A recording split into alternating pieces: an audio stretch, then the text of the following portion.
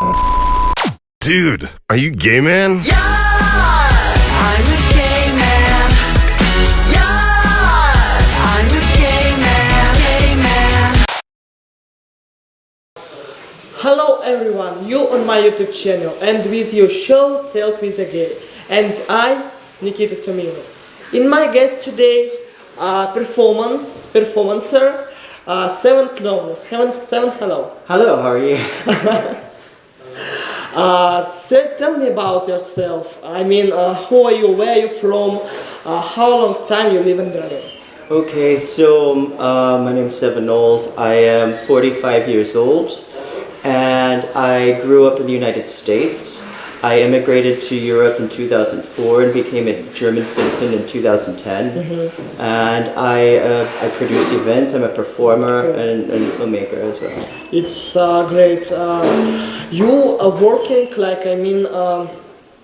in the performance. For your performance, it's usually a place for the working, or you make maybe another project like a video, like a photo. I do a lot of different things. Performance is becoming part of the foreground of what I do a lot. I'm performing much more than I was a year ago. Mm-hmm.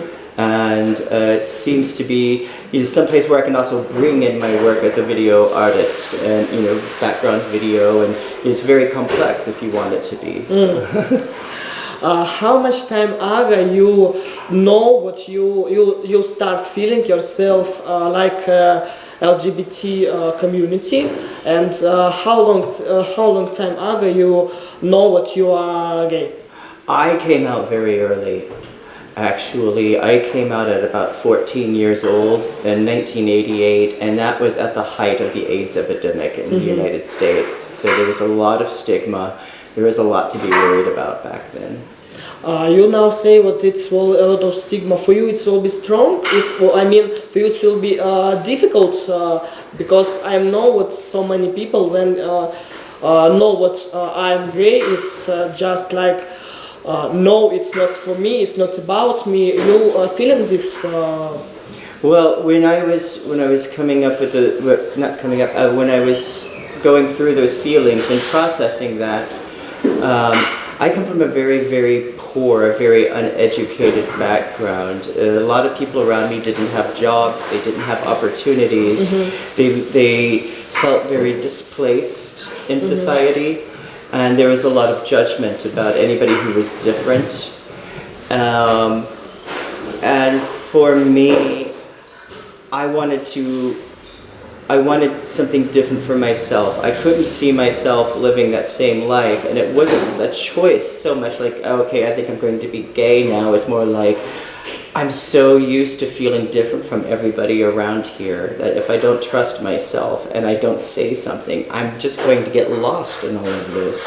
And I had to come out, so to speak. You make coming out for your family. I mean, your family know about your orientation. Yeah, so my family did not react well in the beginning. The story is actually, I was terrified of telling them because they were very unexposed to, even race problems or sexism problems. I mean, these were like, gayness and homosexuality was just somewhere way over here, and they didn't understand it. They didn't know what it meant. For them, if you were gay, you died of AIDS. And it was very difficult to confront them about that. And so I was terrified. So I knew that they were going to kick me out of the house. So I just decided I'm going to write them a note, and I'm just going to put it on black and white and say, this is who I am, this is the life I have to lead right now. And I left in the middle of the night. And they found me a couple of days later, and there was a lot of arguing, there was a lot of discussing. But sooner or later, my family came around. And my mother, for example, she voted for the legalization of gay marriage. Oh. In the end, I mean, so that they've come around. It was just this exposure, not knowing that like I'm a smart, capable human being. I'm not going to just run off and go die of AIDS. I'm going to lead a normal life as I want to lead, and I'm still the same person. This is just who I am. And your family now live in USA, yeah? Yes. Yeah. You communicated with him. Yes. I communicate with them usually over social media because that's the easiest. Okay. Yeah. You are rights. I mean, you LGBT rights activist, or you not think about it like you LGBT rights activist, like protest, like action with the support LGBT community. For me, it's just a natural reaction. When I came out, and this is very important to the time period, you know, because it was the height of the AIDS crisis, and there were groups like ACT UP and some of the others that were making these demonstrations and finally bringing this whole theme to the public, because nobody wanted to talk about gayness and nobody wanted to talk about lesbian rights and things. So this was how I grew up as a gay person. I got to know these people, and then later I just naturally was always there. I watched how gay pride and CSD grew in America. It used to be just like one lesbian on a box in the middle of the park with a guitar, and now it's this huge thing, and this is because people came together and were doing it, and I was a part of my own little way of doing that. And nowadays my focus is a slightly more bigger, and so I think a lot about trans rights. I think a lot about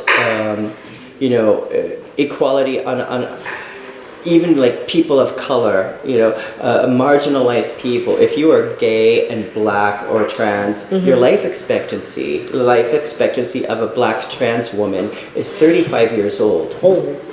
Think about that, it's like, that's nothing. And to know this information, there's no choice but to do something about it. Yeah, it's interesting system, because I think I know what very more people don't know about your rights, your personal rights, like LGBT, and in the Berlin have very more organization which support him, which give him information about him rights. You support this community. Yes, the Berlin community, the queer community, LGBTQI community is so big. It is so well organized. Every part of the city, there's some place to go. Every part of the city, there is a support. It doesn't mean that homophobia is gone. It doesn't mean that people don't get beat up or hurt. But it means that people react. Oh, yeah. And they make demonstrations. They communicate over social media, and they network. And this network is so strong in Berlin that it's quite impressive, really, and very lucky. LGBT community USA. It's another than LGBT community in the Germany, in the Europe for you. Yes, well, for me, it's also a little bit about time period again. I came in 2004. Social media did not explode until 2007. And so when I came over, it was a bit different. I mean, it was a strong community. I came here from Chicago. They have their big pride. They have their events. But when I came over here, I got to see this wonderful, young, energetic, intellectual, smart generation really use their ability with technology and argue out their problems and make things work together in a much more solidified way. I know what you work in the Tipsy Bar. It's a bar not only for the LGBT, but the LGBT come in this bar too. I know what you have in performance in this bar. Tell me about it, like you come in this bar and starting making with the performance in this bar, and why Why only this bar you have a performance? Okay, so I started this level of performance that I've been doing in Tipsy Bear is drag, but it's not the traditional drag. It's not RuPaul's Drag Race drag. yeah. It's something completely different. This is me having an idea, first of all. I have a visual idea, I have a concept, and I don't want to impersonate being a woman. It's not about me trying to be a woman. I'm a gay man. Yeah. And as a gay man, I ask myself, why is it that I can't put on a wig, put on makeup, put on a dress of some sort, and still be a gay man? I don't have to pretend to be anything. I don't have a drag name. My name is still Ceven. I still get called he. This is all my choice. You can do it any way you want. Tipsy Bear is a wonderful place. Really wonderful place. It's run by some very nice people. Very open. It's in an area of town that doesn't have 30 different little gay areas. It has just a few, so they have, a very nice crowd that comes in. I enjoy being there, and I will do another event there next month. But next month you mean February? Yes. These are 2 February. I'm sorry, 2nd in February, 22nd of February, 2020. 22nd. Yes. Oh, because I know what in the Tipsy Bar on the 2nd February was I don't know which name this show, but starting new project like a show, and I was have a performance on this show like a Fatal Flash. Really? Yeah. It's I think it was very good because I'm very more listen about this place, but I never not was in this place, and yeah, I'm was see, and maybe we can make performance with you together. I would love to. No, I love performing there. I had such a great time, and I just had a meeting this week, so I'm doing an event, my own event in February. And then in April, I will be coming back to do a show called, I think it's Lux and Lip Sync, or Lip Sync and Lux. Lip Sync and Lux, yeah. So I'll be doing that, and I hope that they keep asking me to do more, because I also do another show in a place called Aha, and that I do every 2 months. And I'm doing another show next week in Neukölln. So I'm getting out there more. I have a question. For you, performance like a drag, it's for you like a hobby or like a professional working professional next? It's both. It's both. I do it because it's a creative outlet. I'm a creative person. I'm a visual artist by nature, and what great way for a visual artist than to explore drag and performance, because with performance I can bring in other media like video and music and singing and dancing. So I see this as something that gets more and more professional. In the beginning, I was doing it because it was a curiosity, and then it was a hobby, but now it's becoming more like, okay, no, this is how I want to market myself, this is what I want to do, and I want my drag to actually become much more in the direction of activism than anything else. In the drag queen style, drag queen community, you have maybe like a idol, pop idol, drag queen, the drag idol. I mean, famous drag queen which you like it, which you like. Wow, that's a really good question, because I think that right now, honestly, my biggest inspiration comes from an area in German. They have two kinds. They have drag queen and Tunte. Okay. And drag queen is the RuPaul's Drag Race thing. It's yeah.